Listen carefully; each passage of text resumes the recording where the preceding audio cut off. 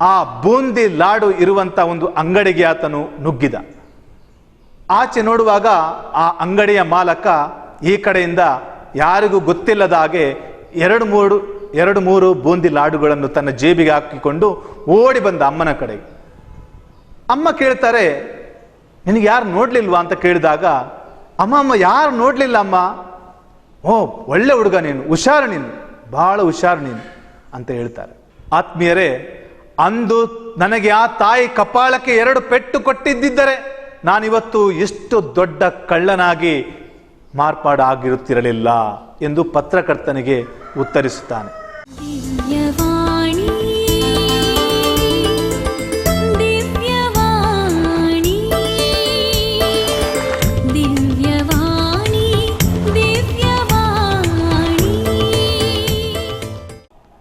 ಆತ್ಮೀಯ ವೀಕ್ಷಕರೇ, ದಿವ್ಯವಾಣಿ ಕಾರ್ಯಕ್ರಮಕ್ಕೆ ತಮಗೆಲ್ಲರಿಗೂ ಆದರದ ಸ್ವಾಗತ, ಸುಸ್ವಾಗತ. ಈ ದಿನದ ಕಾರ್ಯಕ್ರಮವನ್ನು ನಾವು ದೇವರ ವಾಕ್ಯದ ಮೂಲಕ ಆರಂಭಿಸೋಣ. ಪಾಲಿಸು ನೀ ದೇವರ ವಾಕ್ಯವನ್ನು, ಜೀವಿಸು ನೀ ನಿತ್ಯ ಜೀವವನ್ನು. ಪಾಲಿಸು ನೀ ದೇವ ವಾಕ್ಯವನ್ನು, ಜೀವಿಸು ನೀ ನಿತ್ಯ ಜೀವವನ್ನು. ಆತ್ಮೀಯ ಸಹೋದರ ಸಹೋದರಿಯರೇ, ವಿಶೇಷವಾಗಿ ದಿವ್ಯವಾಣಿ ವೀಕ್ಷಕರೇ, ಕೆಲವು ತಿಂಗಳುಗಳ ಹಿಂದೆ ನಾನೊಂದು ಮನೆ ಭೇಟಿಗೆಂದು ನನ್ನ ಕುಟುಂಬಸ್ಥರ, ನನ್ನ ದೂರದ ಒಂದು ನೆಂಟರಿಷ್ಟರ ಮನೆ ಭೇಟಿಗೆಂದು ಹೋದೆ. ಸುಮಾರು ಭಾನುವಾರದ ಸಮಯ ಅದಾಗಿದ್ದರಿಂದ 11-11:30 ಗಂಟೆಗೆ ಆ ಮನೆಯನ್ನು ನಾನು ಪ್ರವೇಶಿಸಿದೆ. ಸುಮಾರು ವರ್ಷಗಳ ಬಳಿಕ ಆ ಮನೆಯನ್ನು ನಾನು ಸಂಧಿಸುವುದರ ಜೊತೆಗೆ ಆ ಕುಟುಂಬಸ್ಥರ ಸದಸ್ಯರು ಹೇಳಿದರು, ಇನ್ನೇನು ನೀವು ಊಟ ಮಾಡಿಕೊಂಡೇ ಹೋಗಬೇಕು. ನನಗೂ ಬಹಳ ಅವರ ಒಂದು ಹಾರೈಕೆಯನ್ನು ನೋಡಿ ನನಗೆ ಸಂತೋಷವಾಯಿತು. ಸರಿ, ಸುಮಾರು 12:15 ಅಷ್ಟೊತ್ತಿಗೆ ಆ ಮನೆಯಿಂದ ದೇವಾಲಯಕ್ಕೆ ಹೊರಟಂತಹ ಮಕ್ಕಳು, 7-8 ಜನ ಮಕ್ಕಳು ಬಹಳ ಸಂತೋಷದಿಂದ ಕೇಕೆ ಹಾಕುತ್ತಾ, ಮುಗುಳ್ನಗುತ್ತಾ ಸಂತೋಷದಿಂದ ಮನೆ ಚಾವಡಿಗೆ ಬಂದು ನಿಂತರು. ನಾನು ಮನೆಯವರನ್ನು ಕೇಳಿದೆ, ಏನು ಈ ಮಕ್ಕಳಿಗೆ ಲಾಟ್ರಿ ಗೀಟ್ರಿ ಹೊಡಿತಾ ಇವತ್ತು, ಇನ್ನು ಅಷ್ಟೊಂದು ಖುಷಿಯಿಂದ ಬರ್ತಾ ಇದ್ದಾರಲ್ಲ, ಈ ಮಕ್ಕಳಿಗೆ ಏನಾಯಿತು ಅಂತ ಕೇಳಿದಾಗ ಅವರಲ್ಲಿ 2 ಮಕ್ಕಳು ನನ್ನ ಜೊತೆ ಬಂದು ಹೇಳಿದ್ರು, ಫಾದರ್, ಇವತ್ತು ಧರ್ಮೋಪದೇಶದ ಕೊನೆಯ ದಿನ, ಇನ್ಮೇಲೆ ಕ್ಯಾಟಗಿಸಮ್ ಇಲ್ಲ, 2 ತಿಂಗಳು ರಜೆ ಅಂತ ಅವ್ರು ಹೇಳಿದರು. ಆತ್ಮೀಯ ವೀಕ್ಷಕರೇ, ಧರ್ಮೋಪದೇಶ ನಮಗೆ ಯಾಕೆ ಬೇಕು? ಧರ್ಮೋಪದೇಶದಿಂದ ನಮಗೆ ಆಗುವ ಪ್ರಯೋಜನಗಳೇನು? ದೇವರ ವಾಕ್ಯವನ್ನು ನಾವು ಯಾಕೆ ಅರ್ಥೈಸಿಕೊಳ್ಳಬೇಕು? ದೇವರ ವಾಕ್ಯದ ನಿಧಿ ಸಂಪೂರ್ಣವಾಗಿ ಅರ್ಥೈಸಿದರೆ ಯಾವ ರೀತಿ ನಾವು ದೇವರ ಸಾಮ್ರಾಜ್ಯವನ್ನು ಪ್ರವೇಶಿಸಲು ಸಾಧ್ಯ ಎಂಬುದರಲ್ಲಿ ನಾವು ಕೆಲವು ಚಿಂತನೆಯನ್ನು ಹರಿಸೋಣ.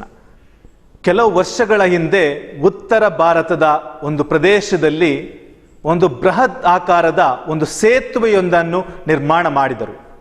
ಆ ಸೇತುವೆಯನ್ನು ನಿರ್ಮಾಣ ಮಾಡಲು ಸುಮಾರು ಕೋಟಿಗಟ್ಟಲೆ ಹಣವನ್ನು ಸುರಿದರು, ವ್ಯಯ ಮಾಡಿದರು. ಸುಮಾರು 10 ವರ್ಷಗಳ ಕಾಲಾವಕಾಶವನ್ನು ತೆಗೆದುಕೊಂಡರು. ಸಾಕಷ್ಟು ಇಂಜಿನಿಯರ್ಗಳು, ಕಾಂಟ್ರಾಕ್ಟರ್ಗಳು, ಕೆಲಸ ಮಾಡುವ ವಿವಿಧ ಸಂಘದ ವ್ಯಕ್ತಿಗಳು ಜೊತೆ ಸೇರಿ ಆ ಕೆಲಸವನ್ನು ಮಾಡಿದರು. ಆದರೆ ಆ ಸೇತುವೆಯನ್ನು ನಿರ್ಮಿಸಿ ಕೇವಲ 10 ವರ್ಷದಲ್ಲಿ ಅದು ನೆಲ ಸಮಾಧಿಯಾಯಿತು. ಯಾಕೆ? ಕಾರಣ ಏನು? ಹಲವಾರು ಸಂಶೋಧನೆ ಮಾಡುವ ವ್ಯಕ್ತಿಗಳು ಹುಡುಕಾಟದಲ್ಲಿ ತೊಡಗಿದರು. ಒಂದು ಸಭೆ ಕರೆದರು. ಏನಾಯಿತು? ಎಲ್ಲಿ ನಾವು ಫೇಲ್ ಆದ್ವಿ, ಎಲ್ಲಿ ನಾವು ವಿಫಲರಾದೆವು ಎಂಬ ಅರಿವು ತಮಗೆ ಮೂಡಿದಾಗ ಅವರಿಂದ ಬಂದಂತಹ ಉತ್ತರ, ಅದರ ಬುನಾದಿ ಗಟ್ಟಿ ಇರಲಿಲ್ಲ. ಅದರ ಭದ್ರ ಬುನಾದಿ ಕಲ್ಲಿನ ಮೇಲೆ ಕಟ್ಟಿದಂತೆ ಇರಲಿಲ್ಲ. ಬದಲಿಗೆ ಕೇವಲ ಮಣ್ಣಿನ ಮೇಲೆ, ಮರಳಿನ ಮೇಲೆ ಕಟ್ಟಿದಂತಾಗಿತ್ತು.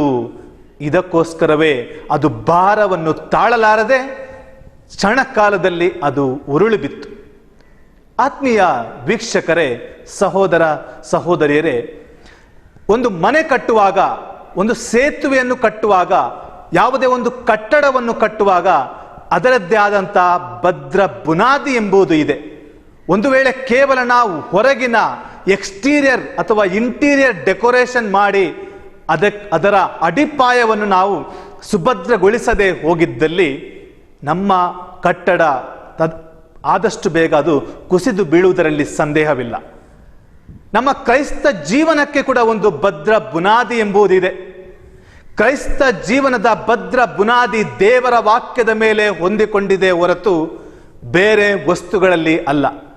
ನಮ್ಮ ಭದ್ರ ಬುನಾದಿ ವಿಶ್ವಾಸದ ತಳಹದಿಯ ಮೌಲ್ಯಗಳು, ಸತ್ಯಗಳು ನಮಗೆ ಕಾಣಸಿಗುವುದು ಧರ್ಮೋಪದೇಶದ ತರಗತಿಗಳಲ್ಲಿ, ಸಂಸ್ಕಾರಗಳಲ್ಲಿ, ದಿವ್ಯ ಬಲಿಪೂಜೆಯಲ್ಲಿ, ನಮ್ಮ ದೈನಂದಿನ ಚಟುವಟಿಕೆಗಳಲ್ಲಿ, ಆಧ್ಯಾತ್ಮಿಕ ಸಂಸ್ಕಾರಗಳಲ್ಲಿ. ಆತ್ಮೀಯ ಸಹೋದರ ಸಹೋದರಿಯರೇ, ಈ ನಿಟ್ಟಿನಲ್ಲಿ ನಮಗೆ ಧರ್ಮೋಪದೇಶದಿಂದ ದೇವರ ವಾಕ್ಯದ ಅರ್ಥವನ್ನು ನಾವು ಕಾಣಲು ಸಾಧ್ಯ.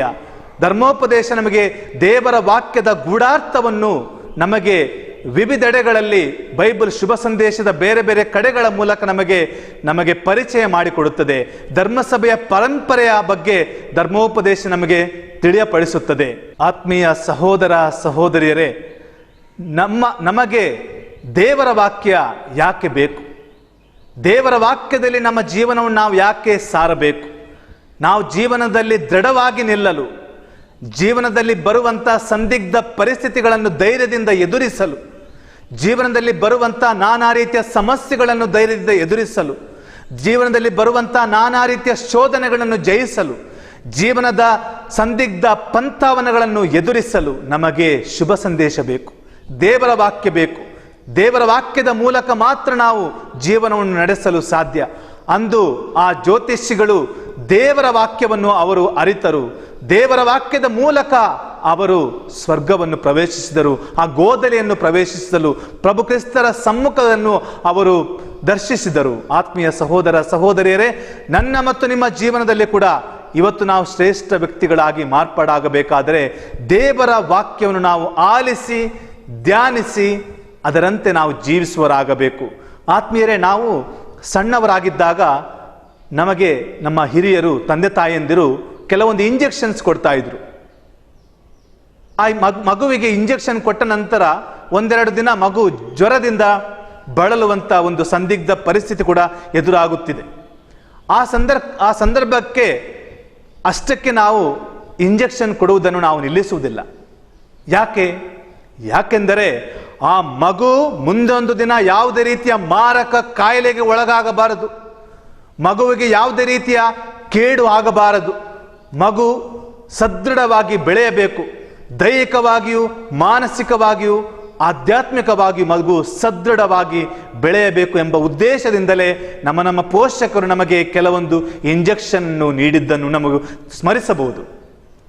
ನಮ್ಮ ಕ್ರೈಸ್ತ ಜೀವನದಲ್ಲಿ ವಿಶ್ವಾಸವೆಂಬ ಇಂಜೆಕ್ಷನ್ ನಮಗೆಲ್ಲರಿಗೂ ಬೇಕು. ವಿಶ್ವಾಸವೆಂಬ ಇಂಜೆಕ್ಷನ್ನ ಮೂಲಕ ನಾವು ದೇವರ ಸಾಮ್ರಾಜ್ಯವನ್ನು ಪ್ರವೇಶಿಸಲು ನಾವು ಸಾಧ್ಯ. ನಮ್ಮ ಜೀವನವನ್ನು ಧೈರ್ಯದಿಂದ ಎದುರಿಸಲು, ಜೀವನದಲ್ಲಿ ಬರುವಂತಹ ನಾನಾ ರೀತಿಯ ಪರಿಶೋಧನೆಗಳನ್ನು ಜಯಿಸಲು ನಮಗೆ ಆ ಇಂಜೆಕ್ಷನ್, ವಿಶ್ವಾಸವೆಂಬ ಇಂಜೆಕ್ಷನ್ ನಮಗೆ ದೇವರ ವಾಕ್ಯ ಮಾತ್ರ ನಮಗೆ ಕೊಡಲು ಸಾಧ್ಯ. ಆತ್ಮೀಯ ಸಹೋದರ ಸಹೋದರಿಯರೇ, ಕೆಲವು ವರ್ಷಗಳ ಹಿಂದೆ ಭಾರತ ದೇಶದಲ್ಲಿ ದೊಡ್ಡ ಇಬ್ಬರು ಮಹಾ ಕಳ್ಳರಿದ್ರಂತೆ. ಬಿಲ್ಲ ಮತ್ತು ರಂಗ ಎಂಬ ಹೆಸರಿನ ಇಬ್ಬರು ದೊಡ್ಡ ಕಳ್ಳರು ಇದ್ರಂತೆ. ಆ ಇಬ್ಬರು ಕಳ್ಳರಲ್ಲಿ ಬಿಲ್ಲ ಇವನಿಗೆ ಮರಣ ದಂಡನೆಯ ಒಂದು ದೊಡ್ಡ ಶಿಕ್ಷೆ ಅವನಿಗೆ ಎದುರಾಗಬೇಕಾಯಿತು. ಆ ಒಂದು ಶಿಕ್ಷೆಯನ್ನು ಎದುರಿಸುವ 2 ದಿನಗಳ ಹಿಂದೆ ಪತ್ರಕರ್ತರೊಬ್ಬರು ಅವರಲ್ಲಿ ಕೇಳುತ್ತಾರೆ, ನೀನು ಇಷ್ಟು ದೊಡ್ಡ ಕಳ್ಳ ಹೇಗೆ ಆಗಿದ್ದಿ ಮರೆಯ? ನೀನು ಇಷ್ಟು ದೊಡ್ಡ ಕಳ್ಳ ಆಗುವಾಗ ಯಾರು ನಿನಗೆ ಕರೆಕ್ಷನ್ ಕೊಡ್ಲಿಲ್ವಾ?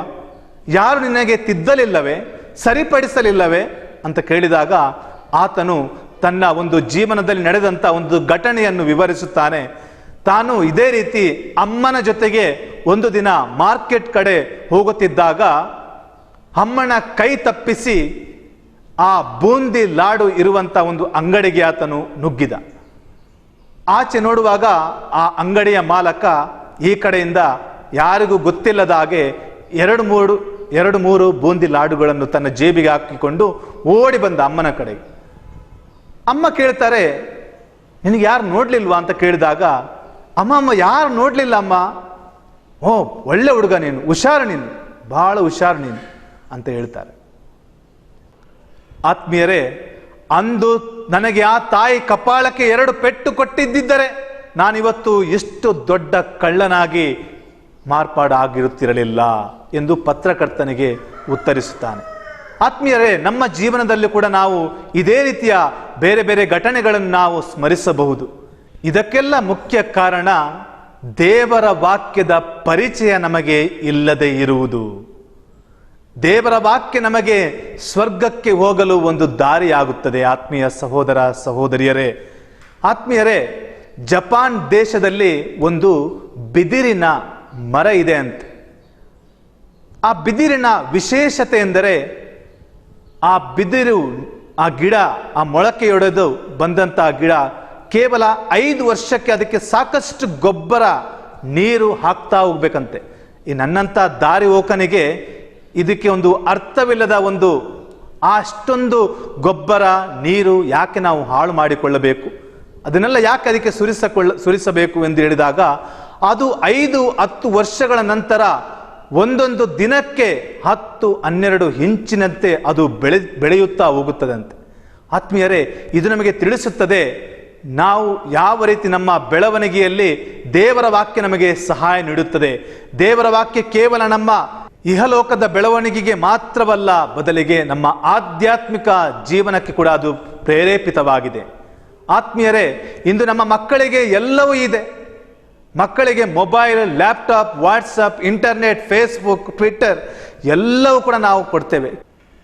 ಇಂದಿನ ಈ ಆಧುನಿಕ ಯುಗದಲ್ಲಿ ಕೆಲವು ಪೋಷಕರು ನನ್ನ ಬಳಿಗೆ ಬಂದು ಹೇಳುವುದಿದೆ, ಫಾದರ್, ನನ್ನ ಮಕ್ಕಳಿಗೆ ಇವತ್ತು ಎಲ್ಲವೂ ಕೊಟ್ಟೆ, mobile, internet, laptop, bike, car, Bangla, ಮನೆ ಎಲ್ಲವೂ ಕೊಟ್ಟೆ, ಆದರೆ ನನ್ನ ಮಾತು ಇವತ್ತು ನನ್ನ ಮಕ್ಕಳು ಕೇಳ್ತಾ ಇಲ್ಲ. ಎಂತಹ ವಿಪರ್ಯಾಸದ ಪರಿಸ್ಥಿತಿಯಲ್ಲಿ ನಾವು ಜೀವಿಸುತ್ತಿದ್ದೇವೆ.